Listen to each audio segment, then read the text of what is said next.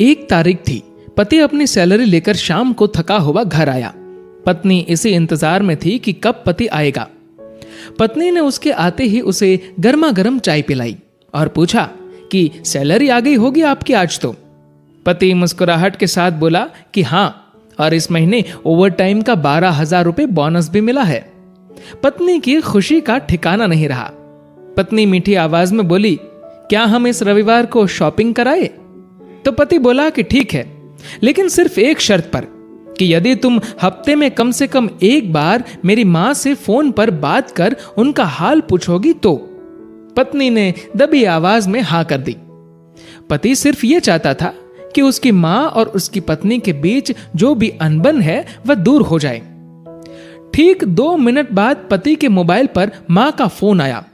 उधर से मां बोली, कैसे हो बेटा? बेटा बोला, मां मैं ठीक हूं। मां ने सबका हालचाल पूछा तो पत्नी इधर मुंह बनाकर मन में सोच रही थी कि 1 तारीख है, अभी सैलरी आई है, इसलिए फोन करके पैसे मंगवाना चाहती है, लेकिन मैं 1 पैसा भी नहीं देने दूंगी इस बार तो। उधर मां बोली, बेटा थोड़ी मदद चाहिए। तो बेटा बोला, बोलिए मां, क्या हुआ मां? बोली, बेटा इस महीने 5,000 रुपए मिल सकते हैं क्या? पति हर काम अपनी पत्नी से पूछकर ही करता था। उसने ये बात अपनी पत्नी से पूछी तो पत्नी बोली कि बोल दो कि अभी सैलरी नहीं आई है। बेटे ने मां से कहा कि मां अभी सैलरी आने में टाइम है। मां बोली, बेटा कैसे भी करके भिजवा दो प्लीज, हॉस्पिटल में इलाज के लिए चाहिए। पति ने यह बात पत्नी से दोहराई। पत्नी बोली, मां से बोल दो कि सरकारी हॉस्पिटल में इलाज करवा ले।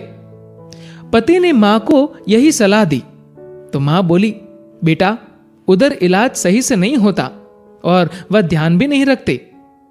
इस बार तो पत्नी को गुस्सा आ गया और वह अपने पति से बोली कि बोल दो उन्हें कि हमारे सर पर पहले से इतना बोझ है और अब इससे ज्यादा हम सह नहीं पाएंगे, इसीलिए सरकारी हॉस्पिटल में ही इलाज करवाओ।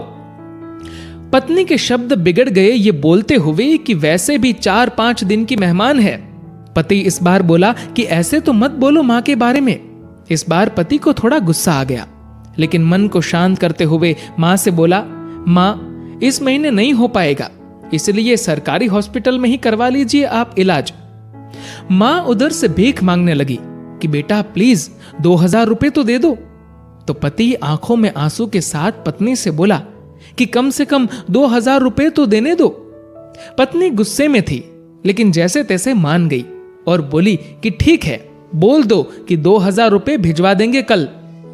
तो इधर पति बोला, सासू मां आपको कल 2,000 रुपए भिजवा दूंगा। पति के मुंह से इस बार मां की जगह सासू मां सुनते ही पत्नी को चक्कर आने लग गई, जुबान लड़खड़ाने लगी, पसीना छूट गया और पति से पूछा कि क्या ये मेरी मां का फोन आया है? पति बोला, हां तुम्हारी मां का ही फोन है। मैं तो तुम्हारी मां को भी अपनी मां ही समझता हूं, लेकिन तुमने कभी मेरी मां को अपनी मां की तरह समझा ही नहीं। पत्नी इस बार जोर से रो पड़ी और फोन में माफी मांगने लगी कि मुझे माफ कर दो मां, मुझसे बहुत बड़ी गलती हुई है। तो उधर से मां बोली, बेटी यदि सिर्फ एक मां का दिल दुखाया होता तो माफ कर देती, लेकिन तुमने तो आज एक नहीं बल्कि 2 मां का दिल दुखाया है। यदि आज मैं तुम्हें माफ भी कर दूं तो भी ऊपर वाला तुम्हें माफ नहीं करेगा। दोस्तों, ऐसा माना जाता है कि अगर ऊपर वाला भी मां का कर्ज चुकाने आ जाए तो वो भी कंगाल हो जाए। एक मां खुद मौत के मुंह में जाकर जिंदगी को जन्म देती है। उस मां का सम्मान करे।